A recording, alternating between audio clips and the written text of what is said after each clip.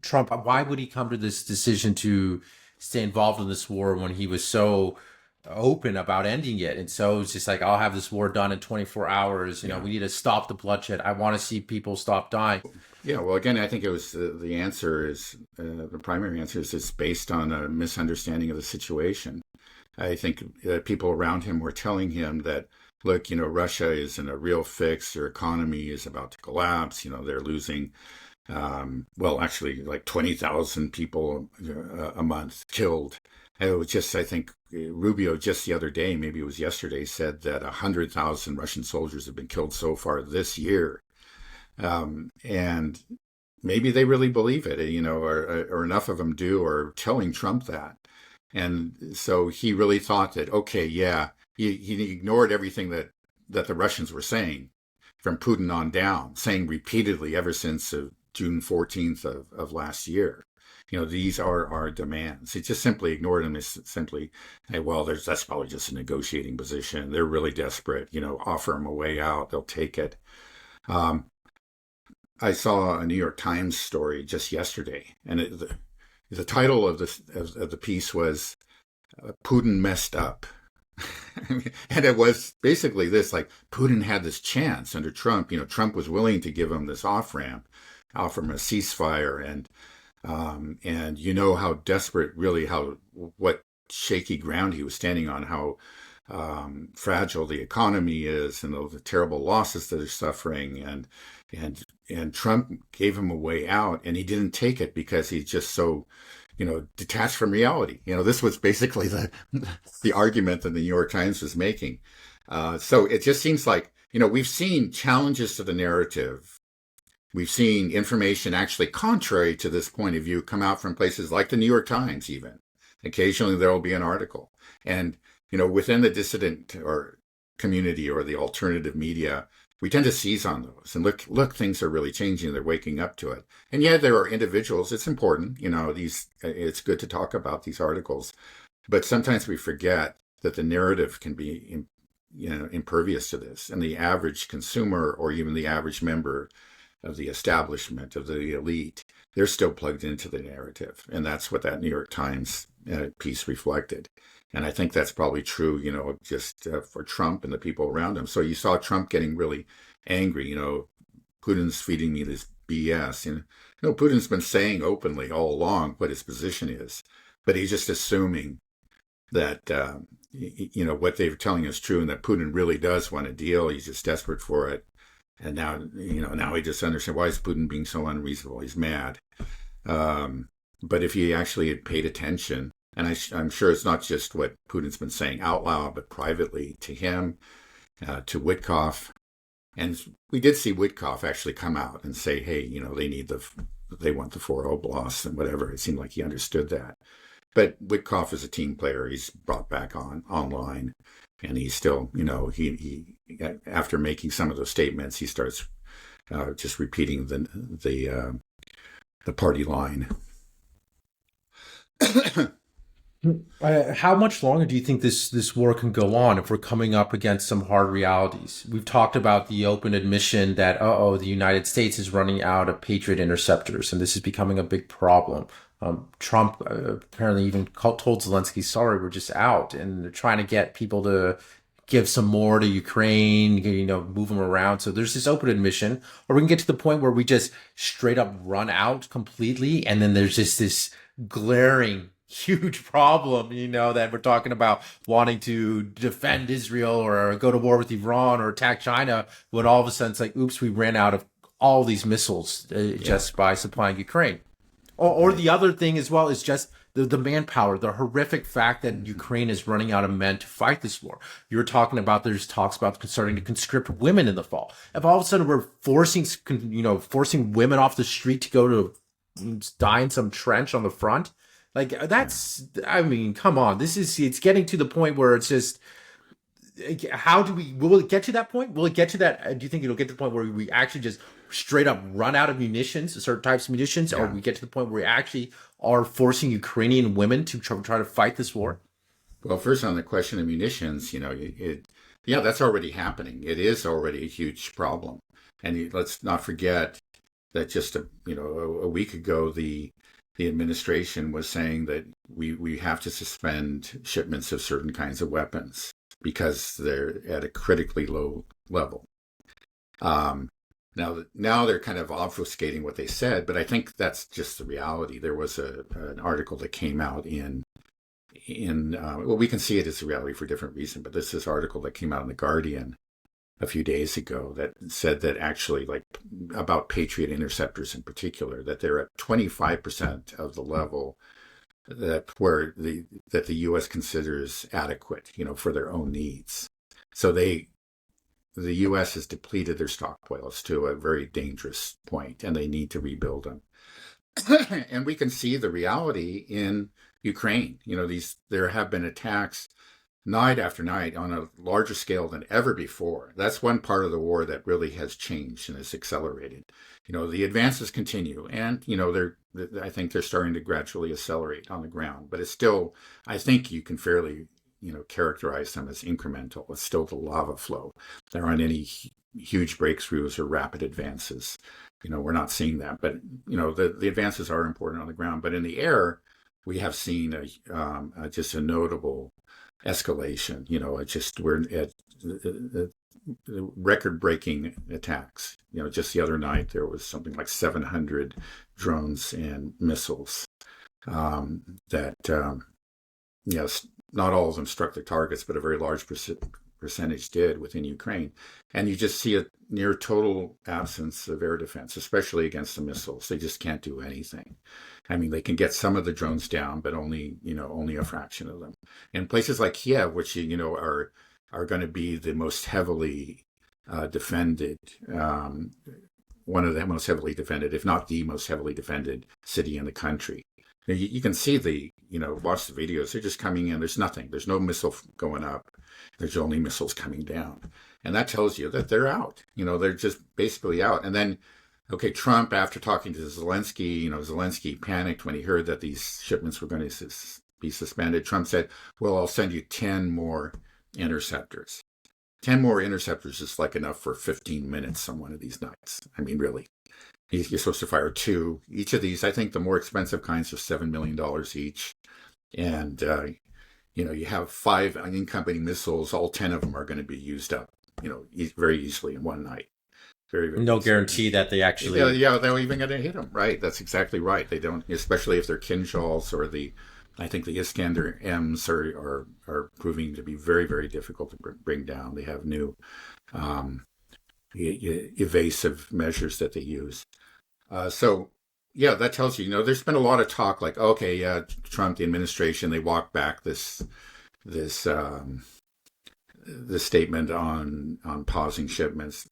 I don't see evidence of that. I mean, there's under pressure. They say, we're going to keep on sending them missiles, but they haven't said, we're going to send all those particular items, that we said we were going to suspend. I have not seen a denial of that.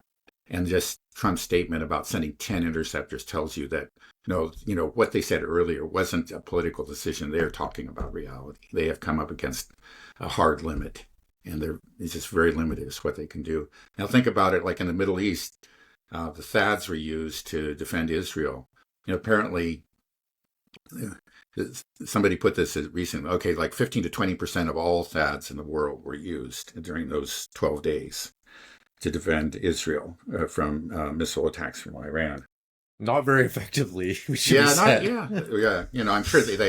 sure they brought down some, but clearly, a significant number of Iranian missiles made it through and did significant damage. But if you actually look at how few of these THAAD missiles are made every year, somebody, maybe this is an exaggeration, but it said that essentially they lost like 8 years worth of production. I've seen different figures. Like it maybe wouldn't surprise me in 12 days, less than 2 weeks. yeah. Some people say they can just make a dozen a year. I've heard up to 50, but whatever it is, we're talking about years of, like at least 2 years of production. In just this 12-day war, and that gives you a sense of the really precarious situation that the U.S. is in with relative to its its stockpiles. Yeah, did you see that video of Pete Hegseth in front of the Pentagon with these drones and saying how the U.S. is going to be the leader in drone warfare tech? Yeah, Did you see that? I heard about it, but I didn't actually see the video. Okay, I'll send it to you later. It's so cringy, but to me it was just clear that the U.S. was just trying to stay relevant and try to act tough. But this video to me had the opposite effect. It's like, man, these kids, they're playing with like little toy drones. You got 4 of them. Like, actions speak louder than words, America. And what we can see is that we don't have any industrial capacity. We can't build things that are effective in a modern war. At least at any. I mean, even if we were building at scale some of these interceptors, I just don't. It doesn't seem like they're working very well. I mean, I think there was that one Iranian missile that we saw that I think 14 interceptors were fired at it. Not a single one hit it. Like I think it was something Ted Postal analyzed and looked at. It's like that's I recall so particular incident.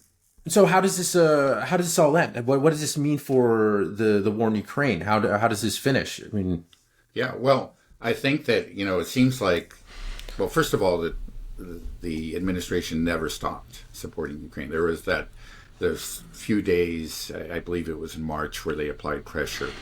And then that was it. After that, the pipeline, was opened up again. The weapons flowed, and then there's always been this very important intelligence and reconnaissance support and other forms of support. Those really never stopped.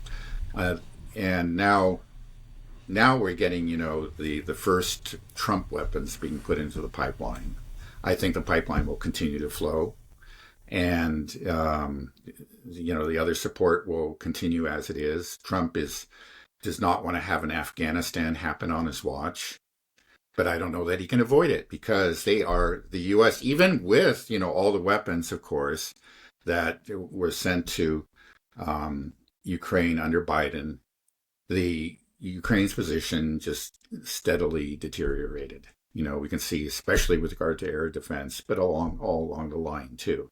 They are falling back, and this is going to continue. So even if, let's say, theoretically, well, let's just imagine that the U.S. continued to supply weapons at the rate that was being supplied under Biden, it wouldn't change the inevitable. It would not prevent an inevitable Ukraine defeat.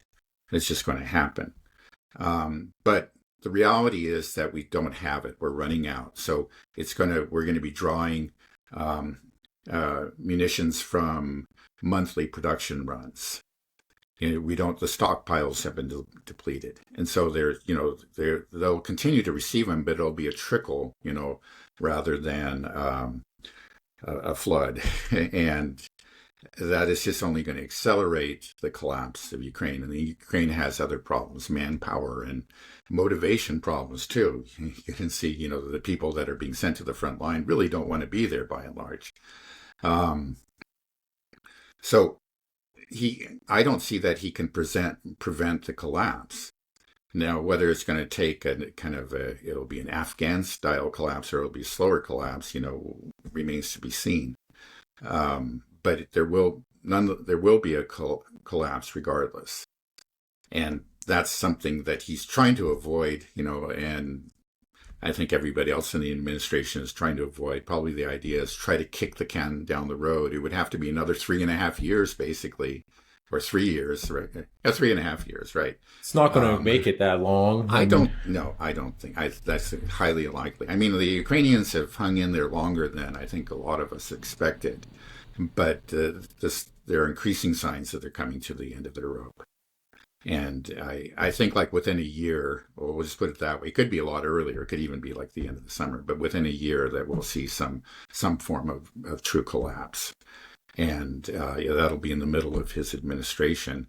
Now we'll see what can he do. I don't think he can do much about it other than actually trying to send, NATO troops in. And we've talked about this. That's not impossible. That's the scary moment when we get to that. When Trump says, "Oh my God, they're going to have, they're going to blame me for this. I'm looking weak. We've got to do something." He could be talked into doing that, and then things become very, very scary. But we're not there yet. But I don't think that's very far from that. very far in the future. Uh, John Mearsheimer, he predicts a frozen conflict. Is that what you think as well would happen? That Russia will stop and then the conflict will get frozen? Yeah, I think he's right that when Russia, achieves their objectives, we know that the minimum is the four oblasts, but I think because, again, the Ukrainians have and the West have refused to negotiate, it's going to be more than that. They've already, strongly implied that, that it's going to be more. I don't see them actually giving up. They're going to get at least the very least, at least the four oblasts and the land that they have taken in places like Kharkov and now in Dnipropetrovsk. But probably it's going to be more than that. They're probably going to take, this will be challenging, but the southern part of Ukraine, Odessa and Nikolaev, those are historically Russian areas and strategically very important because they border the Black Sea. And by taking those, they can deprive Ukraine of access to the Black Sea, where Ukraine has done a certain amount of damage to the Russian Navy. So I think they have a strategic incentive, but also kind of a cultural incentive to take those areas. Now it's going to be more difficult because they do have to cross the Dnieper. But if they're going to take Kherson, they're going to have to do that anyway. So once they get on the other side, and they've declared that all of Kherson is theirs, well, they're going to have to take Kherson City. That's on the other side. It's on the right bank of the Dnieper, and then I think it's likely that they'll at least take those two, and then probably Sumy and Kharkov as well, up in the north, and maybe more. Maybe they'll even go all the way to Kyiv. We don't know, but at some point they're going to say, well, we've achieved our strategic objectives. We've now so thoroughly weakened Ukraine that it's not going to be a threat to us for many years to come. We'll stop here. And probably, like Mearsheimer says, the Ukraine will never surrender because it's in the grips of this ultranationalism, in the grips of the Banderites.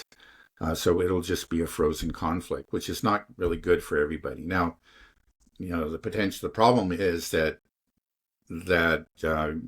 Ukraine will be clearly defeated and have become a greatly weakened country, but you have people there that are not going to give up and they're going to continue to conduct terrorist operations within Russia, and that'll put pressure on Russia to respond and maybe to take further territory, at least to continue the missile strikes.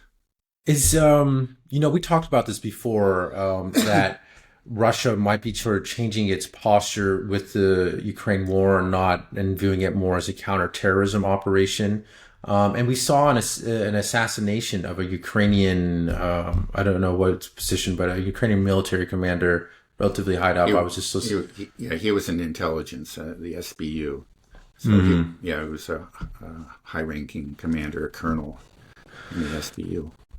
Right. So the way you're talking about it, going into a frozen conflict, and then you'll have sort of this hotbed of potential terrorist activities, drone attacks, potential assassinations, that really Russia is already sort of evolving its way of handling the situation with the counterterrorism operation. So we're going to maybe see that shift begin to accelerate the further it begins to get approach Banderite territory, and it's like, okay, now it will be doing things like what they did here. They took out this, this assassination type of thing. Yeah. Do you think that's how you deal with counterterrorism? Is that what Russia's? Well, possibly. But, first it must be said that the Russians haven't acknowledged this. And so we don't know for a fact that the Russians carried out this assassination. But I think we have reason to believe. I think probably they did. It's something that they intimated they might do. This guy apparently was involved, helped to organize terrorist attacks within Russia. So he does seem like a likely target. So probably it was the Russians. And, is this part of it going to be an increasingly frequent event? It may be, or is it just a one-off thing? It's just maybe kind of a warning shot.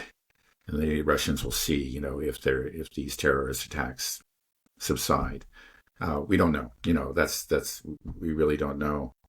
Yeah, it's something that again, we don't know for a fact that they did do this. It could have been, there are a lot of rivalries within these organizations in Ukraine, so it could have been a rival, a Ukrainian rival. But I, let's just say, it does seem to have the fingerprints of Russia on it, or it seems likely. Um, and they, clearly they can do a lot. They've refrained from doing it in the past, but they have, as you can see from these missile strikes, they know what's going on, who's where, and they strike these various buildings, with great precision.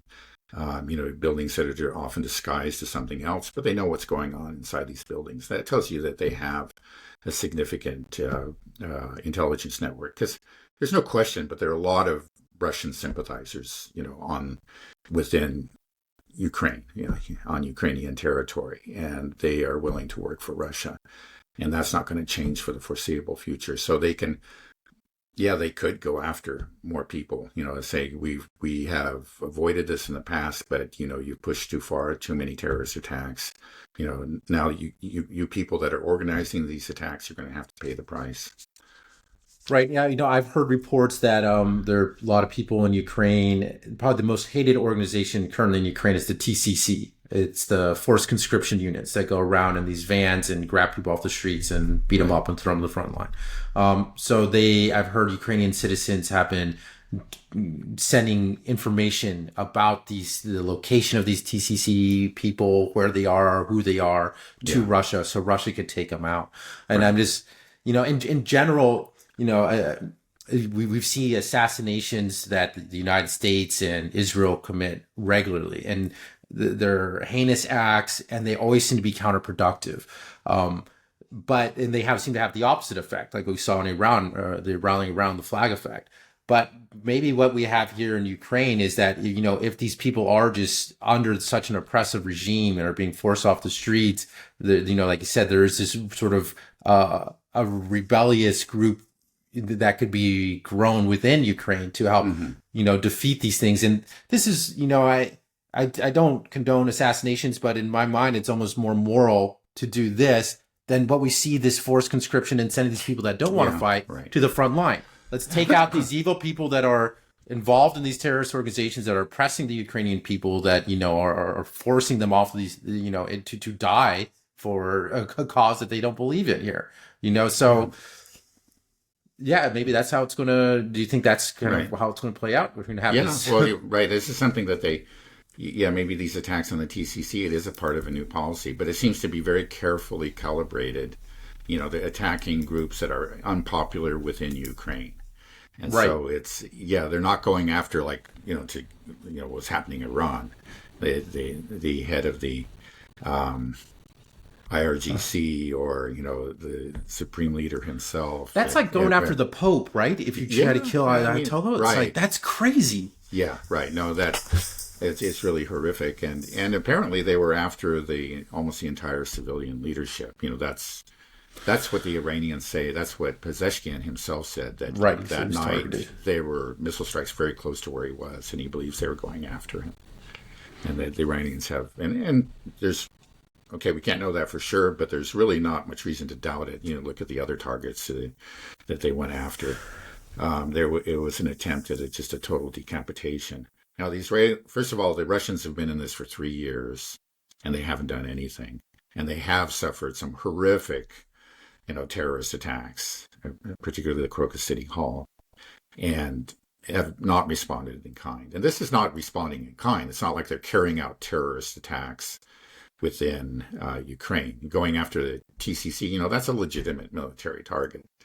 And it's also popular amongst the Ukrainians. Yeah, right. And I think, too, like the SBU is not popular. I think they're involved in a lot of, it's a counterintelligence group that's involved in a lot of repressive activities within Ukraine. So it may be that we'll see these very carefully calibrated attacks, assassinations, and on, within certain organizations that are known not to have the support of the Ukrainian people. Right. And then that would slowly actually begin to paint Russia in a more favorable light, do you think, to a majority of Ukrainian people? Because, Yeah, I just saw this video of a woman that died trying to save her son, that was being put into yeah. these vans. It's Right. There like, has to be a lot of anger. It's hard for people to express their feelings openly, or even I think to like in that kind of atmosphere, a war atmosphere, to even think clearly. But when the war ends, I think that, and if that's really lifted, but we don't know, we still have the ultranationalists in charge. Um, who knows? Because we've seen in the past, like countries that have been defeated, actually, when it's all over, even in like in the Confederacy here in the U.S., when it's over, there was a lot of anger against their own government because they said, we supported you because we thought that there was a chance for victory, and now we've lost more than half of our women are widowed now. And what did we get? We have all these smoking ruins. So there's just this anger, They're not that they really love the invader, but there can be anger directed at the government that they had been supporting. I don't want to make a comparison between the Confederacy and the Banderites in Ukraine, but I'm just just it's a limited comparison there. Um, So yeah, that's certainly possible, and also just I think it must be affecting the thinking of Ukrainians. Like when they see what's happening in places like Mariupol, it's being rebuilt. People are obviously doing much better in places that were conquered by the Russians than within Ukraine itself. And then, of course, part of that is because missiles are not raining down on Russian held territory. But that's just part of the reality. But obviously, the Russians are trying to make life better for these people. They're new citizens and are having success. And actually, beyond what even prior to the war you saw in Ukraine. Ukraine is, ever since it gained its independence and was 1991, it's just been a very, very corrupt society, and it's struggled ever since the beginning. It's like they never got out of the 90s there, and Ukrainians just have to, maybe it's not, it really dawned on them yet, but they've got to. You would think it would stop and say, "Hey, if I was on the other side of the line, things really could be better for me." Sort of like what happened too in China, there was the remarkable success of Taiwan in the aftermath of the Cultural Revolution. The Chinese themselves were looking over there and saying, "I think we took the wrong turn somewhere," right? And so that led to real changes of policy. I don't know if these people in Ukraine are capable of that, but you think about it. I mean, the crazies ran the show in China for a while, and then they were booted out, and then people that were certainly members of the Communist Party, but they looked at the reality and changed course.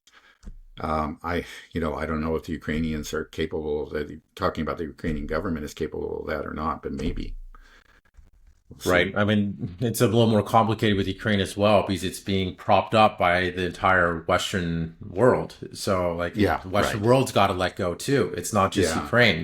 right. Again, this war would never have happened if it wasn't. It would have ended if it was just a war between Russia and Ukraine. It would have ended the first year. It's just that, but this constant flow of weapons and support has kept the current regime going, and but again to the detriment of Ukraine. Yeah, right. And maybe that will just continue. That's they're like Mearsheimer is very pessimistic about the long term. He doesn't doubt that there's going to be a Russian victory, but he's very pessimistic about Ukraine, and it just may continue to be a festering sore that the war may never fully end, because they'll keep on striking out and the Russians will be forced to respond. And you agree with Well, Mearsheimer? I think yeah, unfortunately, unfortunately, I think he's probably right. But that the agony of Ukraine is going to continue even past a frozen conflict. I, I, it's not a certainty. Again, these countries do have agency, and there, maybe there can be a new um, elite, will arise within Ukraine, but we just don't see any signs of it right now.